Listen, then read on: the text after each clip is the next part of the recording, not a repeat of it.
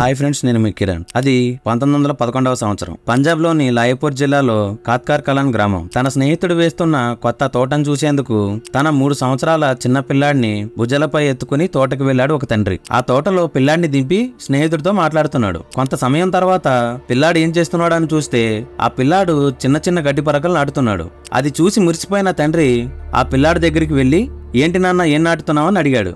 అప్పుడు ఆ పిల్లాడు, నాన్న, చిన్న తుపాకు మొక్కలను నాటుతున్నా, అవి పెరిగి పెద్ద పెద్ద తుపాకులు కాస్తాయి, వాటితో బ్రిటిష్లని చంపి మనకి స్వాతంత్రం తీసుకొస్తానా అని తల ఎత్తకుండా జవాబిచ్చాడు. అంతే, పిల్లాడి తండ్రి ఒక్కసారిగా ఉలిక్కిపడి తేరుకుని ఆప్యాయంగా తన బిడ్డను ఎత్తుకుని ప్రేమగా గుండెలకు హత్తుకున్నాడు. అక్కడే ఉన్న తండ్రి స్నేహితుడు ఆపకుండా 5 నిమిషాలు చప్పట్లు కొట్టాడు. కేవలం 3 సంవత్సరాలకి తుపాకీ పట్టాలని భావించిన ఆ పిల్లాడే భారత విప్లవ ఉద్యమ నాయకుడు శంషాద్ భగత్ సింగ్. సెప్టెంబర్ 28, 1907లో భగత్ సింగ్ జన్మించాడు. అప్పటికే అతని కుటుంబ సభ్యులు స్వతంత్ర పోరాటంలో ఉన్నారు. ఆ పిల్లాడు పుట్టగానే జైల్లో ఉన్న వాళ్ళందరినీ విడుదల చేస్తున్నట్లు ప్రభుత్వం ప్రకటించింది. ఆ పిల్లాడు పుట్టిన వేళ విశేషంగా భావించి ఆ బిడ్డకు భగత్ అని పేరు పెట్టారు. భగత్ చిన్నప్పటి నుండే దేశంలోని పరిస్థితులను చూస్తూ పెరిగాడు. భగత్ ని 12వ ఏట తన తండ్రి బ్రిటిషర్ స్కూల్లో కాకుండా ఆర్య సమాజ్ నడిపే ఆంగ్లో వైదిక్ స్కూల్లో చేర్చాడు. ఖాల్సా స్కూళ్లకు కూడా పంపలేదు. ఖాల్సా స్కూల్స్ అంటే అది ఒక ప్రైవేట్ స్కూల్స్, వాటిని సిక్కులు నడిపేవారు. అదే సమయంలో జలియన్ వాలా బాగ్ దురాంతం జరిగింది. జలియన్ వాలా బాగ్ దురాంతం అనేది ఒక పెద్ద స్టోరీ, మీకు బ్రీఫ్ గా చెప్తాను. అప్పట్లో బ్రిటిషర్స్ అమృత్సర్ ప్రాంతంలో జలియన్ వాలా బాగ్ లోని ప్రజల్ని విచక్షణారహితంగా కాల్చి చంపేశారు. దాంట్లో వేలాది మంది చనిపోయారు. జలియన్ వాలా బాగ్ దురాంతం గురించి ఒక సెపరేట్ వీడియో చేస్తాను. దాంట్లో పూర్తిగా ఆ అటాక్ గురించి ఎక్స్ప్లెయిన్ చేస్తాను. ఆ వీడియోని మిస్ అవ్వకుండా ఉండాలంటే మన ఛానల్ ని సబ్స్క్రైబ్ చేసుకోండి. అలా జలియన్ వాలా బాగ్ దురాంతం జరిగింది. 13 ఏళ్ల భగత్ ఆ దురాంతం విని కోపంతో ఊగిపోయాడు. జలియన్ వాలా బాగ్ కి వెళ్లి ప్రతీకారం తీర్చుకుంటానని ప్రతిజ్ఞ చేస్తూ రక్తంతో తడిచిన ఆ మట్టిని తిలకంగా దిద్దుకున్నాడు. అప్పుడే గాంధీజీ యుగం ప్రారంభమైంది. భగత్ గాంధీజీ ప్రసంగాలకు ఆకర్షితులయ్యాడు.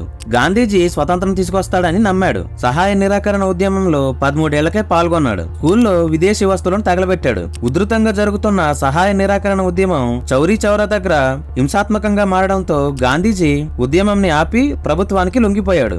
అది భగత్ కి నచ్చలేదు. గాంధీజీ అహింస నినాదం నచ్చలేదు. బొలిష్విక్ విప్లవం సక్సెస్ అవడంతో యూరోప్ ఉద్యమాల చరిత్రను అధ్యయనం చేశాడు Bhagat Singh. Lenin, Marx Engels రచించిన పుస్తకాలను చదివాడు. క్రమంగా సమయవాదం వైపు మళ్ళాడు. లోహార్ లోని నేషనల్ కాలేజ్ లో చేరాడు. భగత్ సింగ్ మంచి గాయకుడు, కవిత్వం కూడా బాగా చెప్పేవాడు. 1923లో హిందీ సాహిత్య సమ్మేళనంలో అద్భుతంగా కవిత్వం చెప్పడంతో దాని అధ్యక్షుడు భీమ్సేన్ తో పరిచయం ఏర్పడింది. అతను భగత్ సింగ్ లోని కాంక్షలను గమనించి రామ్ ప్రసాద్ బిస్మల్, అఫ్షాకుల్లా ఖాన్ లతో నడపబడుతున్న హిందుస్థానీ రిపబ్లిక్ అసోసియేషన్ లో చేరమన్నాడు. 16 సంవత్సరాల కుర్రాడు, ఇంకా మీసకట్టు కూడా రాలేదు. తమ ముందు నిలబడి ఉద్యమంలో చేరతానంటే ఏం చెప్పాలో బిస్మల్ కి అర్థం కాలేదు. కానీ అష్ఫాకుల్లా ఖాన్ కి మాత్రం భగత్ లోని స్వతంత్ర కాంక్ష తీవ్రంగా ఉన్నట్లు కనిపించింది. భగత్ కి సభ్యత్వం ఇచ్చాడు.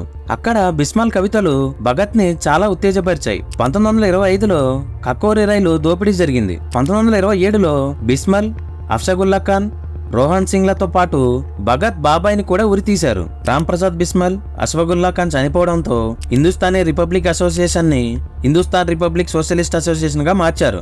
దానికి చంద్రశేఖర్ ఆజాద్, భగత్ సింగ్, సుఖదేవ్ థాపర్, శివరాం, రాజ్గురు, జయగోపాల్ ఇలా వీళ్ళందరూ ముఖ్యమైన సభ్యులు. ఇండియాలో ఫస్ట్ సోషలిస్ట్ అసోసియేషన్ ఇదే. ఇదే కాకుండా నౌజవాన్ సభ, కుర్తీ కిసాన్ పార్టీలను స్థాపించి యువకులను విప్లవం వైపు విపరీతంగా ఆకర్షించేలా చేశాడు. అయితే సయాన్ కమిషన్ కి వ్యతిరేకంగా నిరసనలు చేస్తున్న లాలా లజపత్ రాయ్ గారిని క్రూరంగా కొట్టడంతో ఆయన మరణించారు. దానికి భగత్ సింగ్ ప్రత్యక్ష సాక్షి. ఆ సంఘటనకి కారణమైన స్క్వాట్ ని చంపాలని పథకం వేయగా పొరపాటున సాండర్స్ అనే పోలీస్ ని కాల్చి చంపాడు భగత్ సింగ్.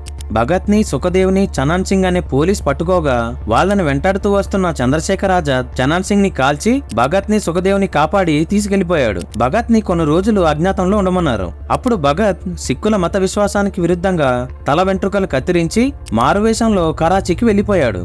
ఇంతలో లార్డ్ కర్జన్ 1905లో వేసిన విషవిత్తనం మొలకెత్తి విషవృక్షమయ్యి హిందూ ముస్లింల మధ్య గొడవలకు దారితీసింది. లార్డ్ కర్జన్ ఏం చేసేవాడంటే హిందూ ముస్లింలకి గొడవలు సృష్టించేవాడు.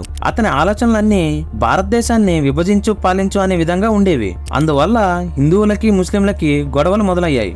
దాంతో కలత చెందిన భగత్ సింగ్, నాకు మతం లేదు, అది స్వార్థపూరితమైంది, నేను నాస్తికుణ్ణి అని ప్రకటించాడు. ఆ తర్వాత ఎటువంటి విచారణ లేకుండా విప్లవవాదులను అరెస్టు చేయొచ్చు అనే చట్టం లోహార్ శాసనసభలో ప్రవేశపెడుతున్నారని దానికి నిరసనగా సభలో బాంబు వేసి తర్వాత లొంగిపోయి కోర్టులో ప్రపంచాన్ని ఆకర్షించే విధంగా తన వాదనలు వినిపిస్తానని భగత్ సింగ్ చెప్పాడు. దానికి విప్లవ సభ్యులందరూ సమర్థించారు. చంద్రశేఖర్ ఆజాద్ మాత్రం తీవ్రంగా వ్యతిరేకించాడు. ఎందుకంటే బ్రిటిషర్లు అంత విశాల హృదయాలు కాదని, ఆ ఆలోచన విరమించుకోమని చెప్పి తాత్కాలికంగా ఆపుతాడు.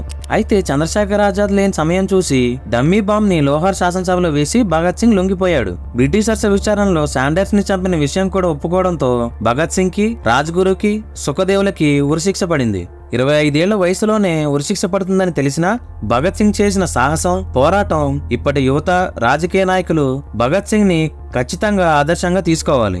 సో ఇది friends Bhagat Singh life story. ఈ వీడియో మీకు నచ్చిందని అనుకుంటున్నాను. ఈ వీడియో కనుక మీకు నచ్చినట్టయితే వీడియోని లైక్ చేయండి. అలాగే మీ ఫ్రెండ్స్ అండ్ ఫ్యామిలీ మెంబర్స్ కి షేర్ చేయండి. ఇలాంటి మరెన్నో ఇంట్రెస్టింగ్ ఇన్ఫర్మేటివ్ వీడియోస్ కోసం మన ఛానల్ ని సబ్స్క్రైబ్ చేసుకోండి. నెక్స్ట్ మరో వీడియోతో మళ్ళీ కలుద్దాం. జై హింద్.